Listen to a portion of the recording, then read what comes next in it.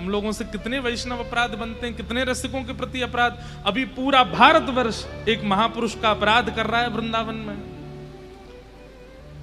उनकी वाणी सब सुनते हैं, उनकी वाणी से कितने लोग जीवन बदलते हैं, लेकिन एक बात का अनर्गल अर्थ निकाल करके सब अपराध कर रहे हैं। लग रहा था कि लोगों में भक्ति बढ़ रही है, लोगों में प्रेम बढ़ रहा है, लोगों में भाव बढ़ रहा है, लेकिन अब सब खत्म होगा।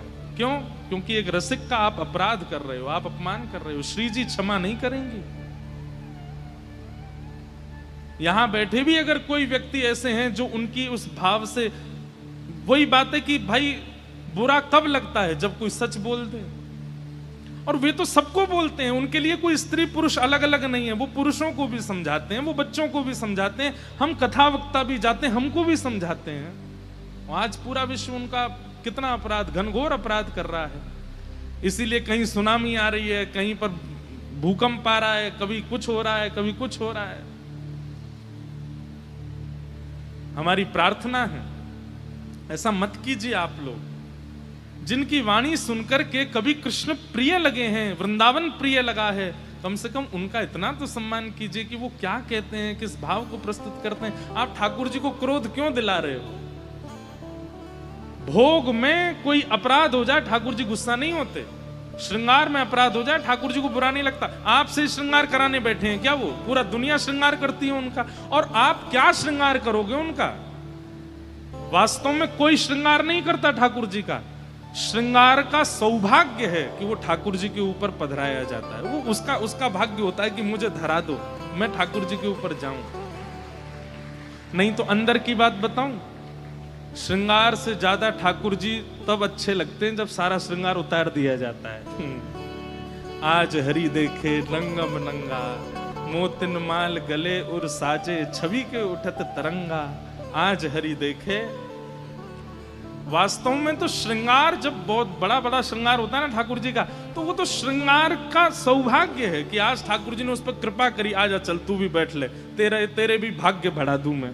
जैसे कई लोग ज्यादा पॉपुलर होने के लिए प्रधानमंत्री के संग फोटो खिंचवा लेंगे, मुख्यमंत्री के संग फोटो खिंचवा लेते हैं। अब लोग बाग यूं कहें, देखो प्रधानमंत्री का सौभाग्य, इन्होंने मेरे संग फोटो खिंचाए।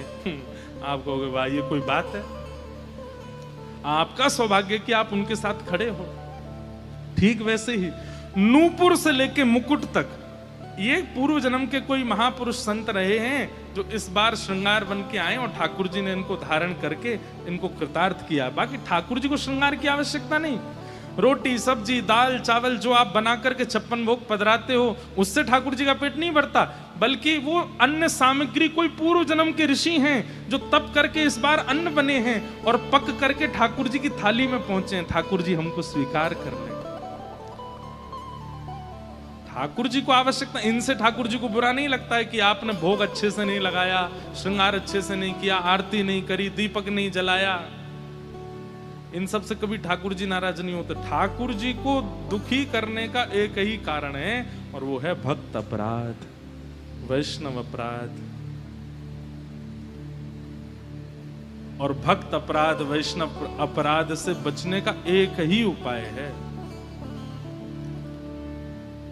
जब जब कोई आपके सामने रसिक आ जाए, चाहे परिचित है चाहे अपरिचित है, पर उसकी वेशभूषा से पता चल जाए कि रसिक है, तुरंत सिर झुका के क्षमा मांगो। और कम से कम प्रत्येक दिन 10 से लेकर के 100 वैष्णवों तक से जितना ज्यादा हो सके सबको प्रणाम करो और क्षमा मांगो कि हमें क्षमा कर देना, हमसे अपराध हो गया। आप कहोगे, वो पूछेंगे कब हुआ अपराध? बोले हुआ तो कुछ नहीं है, लेकिन महाराज जी बोल गए इसलिए मांग रहे हैं हम। ऐसा मत करना, अपराध सबसे होता है, इसलिए सबसे क्षमा मांगो, हमें क्षमा कर दीजिए, हमें क्षमा कर दीजिए। जितने रसिकों से वैष्णवों से आप क्षमा याचना कर लेंगे उतनी जल्दी अपराध मुक्त होंगे, ठाकुर जी उतने प्रसन्न रहेंगे। बस उनके रसिकन को खुश रखो। तो आप जो ये कह रहे हैं कि क्या संत और गुरु कृपा भगवत दर्शन के लिए जरूरी है, ये प्रश्न नहीं है, ये उत्तर है। ठाकुर जी को धराधाम पर आने के लिए कोई आवश्यकता नहीं है। कितनी बार ठाकुर जी कहते हैं, भगवान स्वयं राम कहते हैं कि मैं जितनी देर में लक्ष्मण पलक झपकता है ना, इतनी देर में असंख्य रावणों का वध कर सकता हूं बैठे बैठे। लेकिन ये पूरी लीला करने का अभिप्राय क्या है? बोले रावण का वध तो मैं बैठे बैठे कर सकता हूं, पर सबरी की इच्छा बैठे बैठे पूरी नहीं होगी।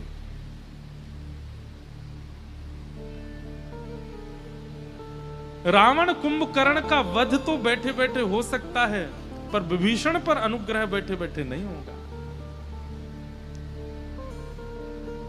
राक्षसों का वध बैठे बैठे हो सकता है, पर हनुमान पर कृपा बैठे बैठे नहीं होगी। उसके लिए तो आना पड़ेगा।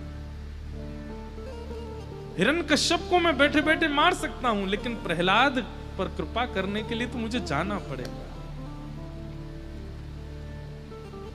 ठाकुर जी परम सत्य हैं, लेकिन वो कभी कच्छप बन के आते हैं, कभी वराह बन के आते हैं, कभी नृसिंह बन के आते हैं, राम बन के आते हैं, परशुराम बन के आते हैं, कृष्ण बन करके आते हैं। जरूरत नहीं है ठाकुर जी को। उस काल में कोई हरिप्रिय हुआ है जिसके लिए ठाकुर जी आए हैं। और जिस दिन इस कलयुग में एक हरिप्रिय आएगा तो कल की भी आएंगे। बस ठाकुर जी प्रतीक्षा कर रहे हैं कोई हरिप्रिय आवे तो। अभी तक ठाकुर जी नहीं आए हैं, इसका मतलब हरिप्रिय कोई आया नहीं है इस धरती पर। ठाकुर जी को प्रिय लगने वाला किसी ने ठाकुर जी को पुकारा नहीं है।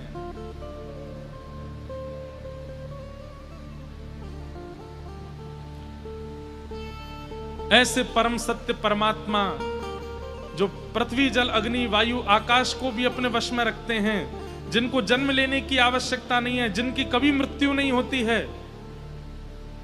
वो परम सत्य हैं। लेकिन एक किसी परम वैष्णव की इच्छा की पूर्ति के लिए अवतार धारण करके आते हैं, अनुग्रह करते हैं, कृपा करते हैं।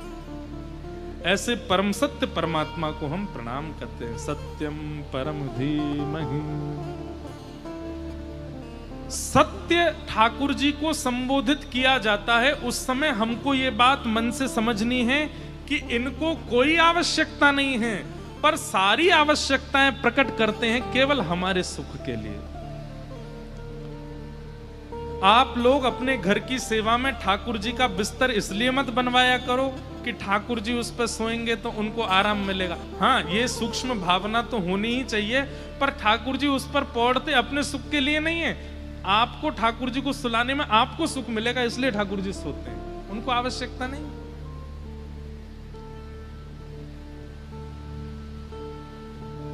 आपके सुख के लिए ठाकुर जी सब लीला करते हैं, उनको आवश्यकता नहीं। ऐसे परम सत्य को हम बारंबार प्रणाम करते हैं। भागवत जी के द्वितीय श्लोक में 4 बातें बताई गई हैं कि धर्म प्रोजित कई तमोत्र परमो निर्मत्सराणां सतां